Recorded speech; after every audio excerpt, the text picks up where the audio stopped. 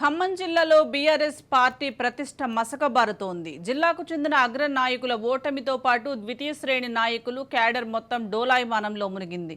మొన్న అసెంబ్లీ ఎన్నికల్లో 10 నియోజకవర్గాల్లో ప్రాతినిధ్యం కోల్పోయిన బీఆర్ఎస్ నిన్న పార్లమెంట్లోనూ అదే తీరును కొనసాగించి సిట్టింగ్ స్థానాన్ని కోల్పోయింది. తాజాగా సిట్టింగ్ స్థానమైన నల్గొండ, ఖమ్మం, వరంగల్ పట్టభద్రుల ఎమ్మెల్సీ స్థానాన్ని కోల్పోవడంతో పార్టీ పటిష్టతపై నీలి నీడలు అలుముకున్నాయి. ఖమ్మం జిల్లా బీఆర్ఎస్ పార్టీ పరిస్థితిపై మరింత సమాచారం మా ప్రతినిధి ఉపేందర్ అందిస్తారు.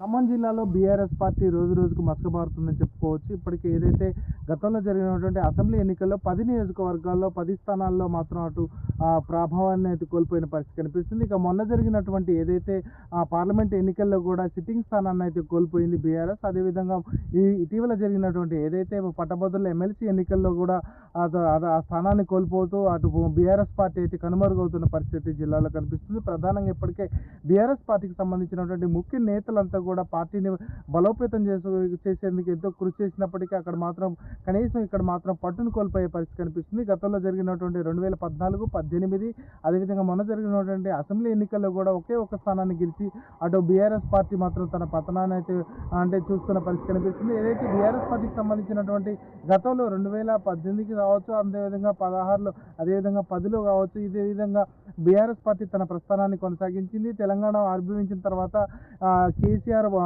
ఏదైతే సంబంధించినటువంటి బీఆర్ఎస్ పార్టీ ప్రారంభం కూడా ఇక్కడి నుంచే సాగిందని చెప్పుకోవచ్చు, పతనం కూడా ఇక్కడి నుంచే స్టార్ట్ అయిందని కూడా చెప్పుకోవచ్చు. ఎందుకంటే బీఆర్ఎస్ పార్టీకి సంబంధించినటువంటి ముఖ్య నేతలంతా కూడా ఈ జిల్లాతో మంచి సంబంధాలు కలిగి ఉన్నప్పటికీ ఈ పార్టీ ప్రస్తుతం కనుమరుగవుతున్న పరిస్థితి కనిపిస్తుంది. జిల్లాకు సంబంధించినటువంటి ముఖ్య నేతలంతా కూడా ఎంతో సమాయత్తం అవుతున్నారు. అదేవిధంగా ద్వితీయ శ్రేణికి సంబంధించినటువంటి నాయకులంతా కూడా ఆ పార్టీ ప్రాబల్యం కోసం ఎంతో ప్రయత్నాలు చేశారు. తన ఆర్థికంగా అన్ని రకాలుగా నిలదొక్కుతున్న సమయంలో ఇప్పుడు పార్టీ ప్రభావం కోల్పోవడంతో మాత్రం వారంతా అయోమయ స్థితిలో పడ్డ పరిస్థితి జిల్లాలో కనిపిస్తుంది. ఇక జిల్లాకు సంబంధించినటువంటి ఏదైతే మొన్న జరిగినటువంటి ఏదైతే ఎమ్మెల్సీ ఎన్నికల్లోకి సంబంధించినటువంటి బీఆర్ఎస్ పార్టీకి సంబంధించిన ఏదైతే ఏనుగుల రాకేష్ రెడ్డి నిలబడ్డాడు, అదేవిధంగా అటు కాంగ్రెస్ పార్టీ నుంచి తీన్మార్ మల్లన్న నిలబడడం జరిగింది. అటు బీజేపీ నుండి గుజ్జల ప్రేమేందర్ రెడ్డి కూడా నిలబడ్డ పరిస్థితి కనిపిస్తుంది. అయితే మొదటి ప్రాధాన్యత ఓటుల్లో మాత్రం ఇది ఎవరు కూడా అంటే లీడ్ని కొనసాగించలేని నేపథ్యంలో రెండో ప్రాధాన్యత ఓట్లటు ఏదైతే కాంగ్రెస్ పార్టీకి సంబంధించినటువంటి తీన్మార్ మల్లన్న గెలవడంతో మాత్రం అటు బీఆర్ఎస్ పార్టీ మరొకసారి వెనుకడుగు వేసిందని చెప్పుకోవచ్చు. ఎందుకంటే ఇక్కడికి సంబంధించినటువంటి ముఖ్య నేతలంతా కూడా అదే జోష్లో కొనసాగిస్తున్న పరిస్థితి నేపథ్యంలోనే ఇటు బీఆర్ఎస్ సంబంధించినటువంటి క్యాడర్ నేతలు కావచ్చు, అదేవిధంగా ద్వితీయ శ్రేణి నాయకులంతా కూడా అయోమయ స్థితిని అయితే కొనసాగిస్తున్న పరిస్థితి కనిపిస్తుంది. ఒక ఛత్రాధిపత్యాన్ని కొనసాగించినటువంటి ఖమ్మం జిల్లాలో ప్రస్తుతం జిల్లాకు సంబంధించినటువంటి ముఖ్య నేతలంతా కూడా మంత్రులు కూడా ఎవరు కూడా ఫోన్ ఎత్తని పరిస్థితి కనిపిస్తుంది. దీంతో ద్వితీయ శ్రేణి నాయకులంతా కూడా కొంత అయోమయ పరిస్థితిని కొనసాగిస్తున్నారు. ఆ నేపథ్యంలోనే ఇటు ఏదైతే కాంగ్రెస్ పార్టీ కూడా ఇక ఏదైతే అసెంబ్లీ ఎన్నికల్లో కావచ్చు, అదేవిధంగా పార్లమెంట్ ఎన్నికల్లో కావచ్చు, ఇప్పుడు జరిగినటువంటి ఎమ్మెల్సీ ఎన్నికల్లో విజయకేతనం ఎగరవేయడంతో మాత్రం వారంతా రాబోయే స్థానిక సంస్థల ఎన్నికలపై కూడా పట్టు సాధించేందుకైతే ప్రయత్నాలు సాగిస్తున్నారు. ఇప్పటికీ ఆ దిశగా కూడా జిల్లాకు సంబంధించినటువంటి నేతలందరితో కూడా ఇప్పటికే వారందరికీ ఎమ్మెల్సీలకు కావచ్చు, ఎంపీలకు కావచ్చు ప్రత్యేకంగా దృష్టి సారించిన పరిస్థితి కనిపిస్తుంది. వారందరికీ కూడా